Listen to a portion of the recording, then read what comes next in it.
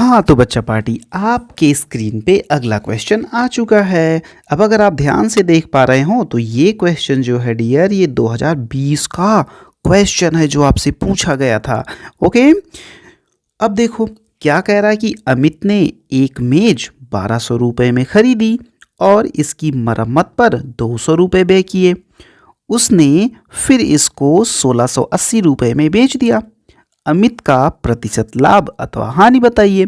तो देखो ध्यान से, एक बात आप याद रखना डियर कि आपने ये जाना कि क्रय मूल्य किसे कहते हैं। आप सबको पता है ना कि क्रय मूल्य किसे कहते हैं।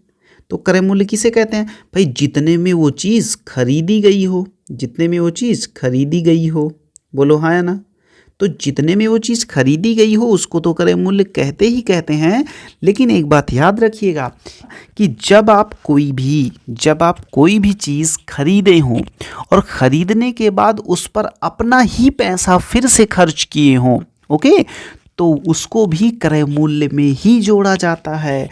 तो इसका मतलब भैया ये हुआ कि इसने 1200 रुपये में यार खरीदी थी और उसके बाद 200 रुपये उसकी मरम्मत पे खर्चा किया।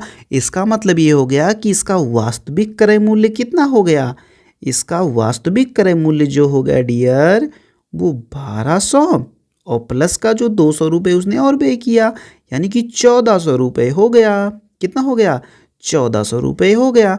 और फिर देखो उसने 1680 रुपये में बेच दी। कितने में बेच दी, बोलो जल्दी से, कितने में बेच दी, 1680 रुपये में बेच दी। तो भाई ये बताओ कि 1400 रुपये क्रय मूल्य था और बेच दिया यानी कि विक्रय मूल्य उसका 1680 रुपये है। तो हमें ये बताओ कि विक्रय मूल्य ज़्यादा है कि क्रय मूल्य ज़्यादा है, ये बताओ। तो भैया यहाँ पे तो विक्रय मूल्य ज़्यादा है। अगर विक्रय मूल्य ज़्यादा है तो क्या होगा, तो वहाँ पे लाभ होगा। अगर लाभ आपको पता चल जाए तो आप प्रतिशत लाभ भी तो निकाल लेंगे। तो चलो बात जल्दी से बताओ, लाभ बराबर क्या होता है।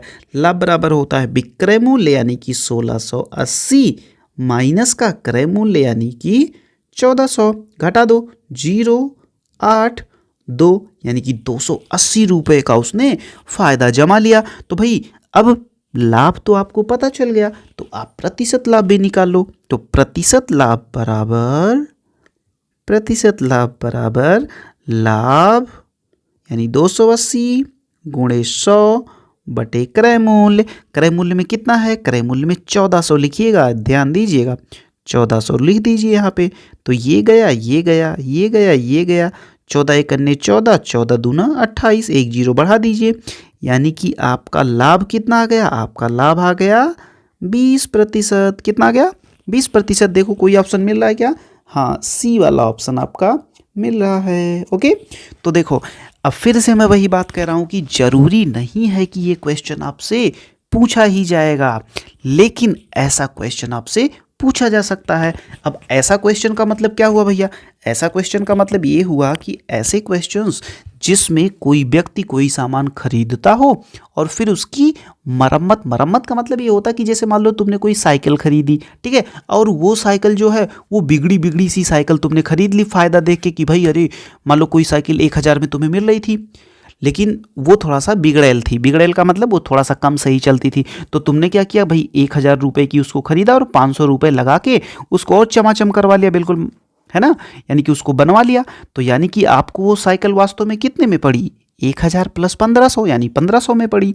ओके, तो वो जो 1500 है वो तुम्हारे लिए क्रय मूल्य है। ओके, ये बात याद रखिएगा कि जो लागत आप लगाते हो वो लागत भी किस में आती है, यस वो लागत भी क्रय मूल्य में ही जोड़ी जाती है।